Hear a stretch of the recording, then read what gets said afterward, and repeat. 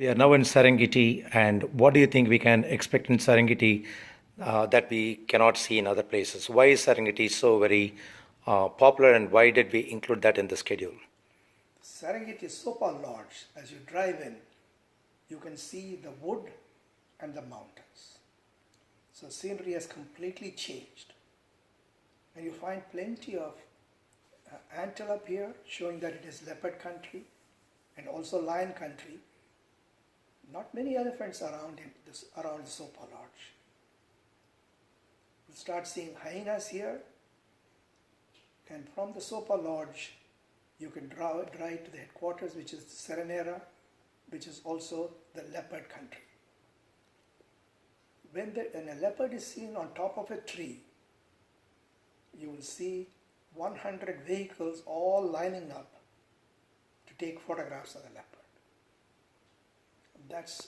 That's how difficult it is to see a leopard in order to take a picture, because it hides on top of a tree, and generally you can see its tail or its legs, but you will never get a full shot. When you do get a full shot, that's when everybody wants to go on.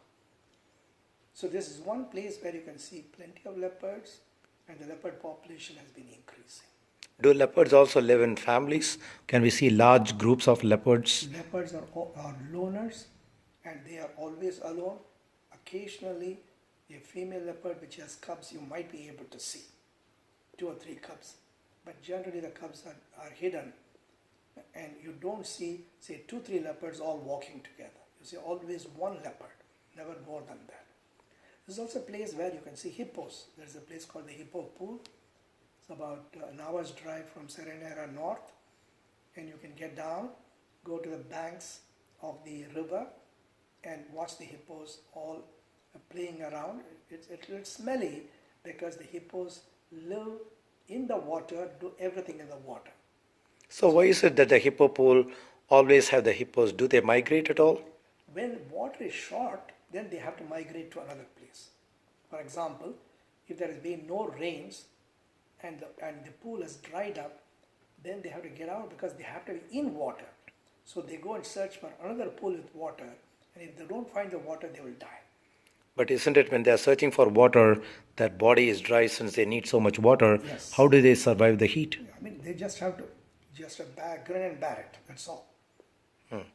And do they always go in groups? Yes, they are always in groups. So we can see probably groups of hippos actually migrating. Yes. No, but we won't see them migrate. Okay. Yeah. But you might see one hippo coming out of the water to eat, and they go out, say, maybe 10, 20 yards, small ones, you can see them. Do they ever attack human beings? Always, always. And this is what happens.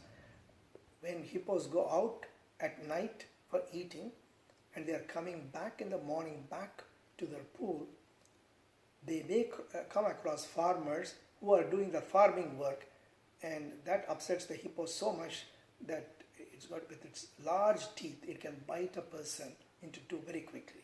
It gets annoyed. We also see a lot of buffaloes, am I right? Yes, buffaloes are also there. In around Serenera, you will see buffaloes, groups of buffaloes, 40, 100. But you will see buffaloes more in Ngorongoro than in Serenera. And between the buffaloes and hippos, are there any kind of contention because both are pretty much looking at the same kind of a food, am I right? No, buffaloes eat grass and they stay all the time above water. Hippos are in water, and they come out of water at night, and you will see a path which the hippos have laid, and you can call that as the hippo path. And buffaloes don't go near it because they know hippos come at night there, and they don't want to come in the way of hippos. Would hippos attack buffaloes or other way around? Hippos will never attack any other animal. You will just grunt and chase it. That's all. Get out of my way. Okay. Is there anything else that we need to know in Serengeti? Well, there is a very good visitors park there. You should go to the visitors center, look at the pictures there, and go around and look at all the things that Serenera has done for ensuring that Serengeti National Park will live.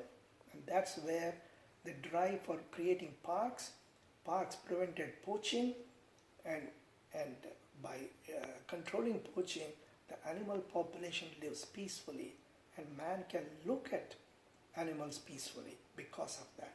Serenera was the center to start all that. Fantastic. Thank you, Uncle.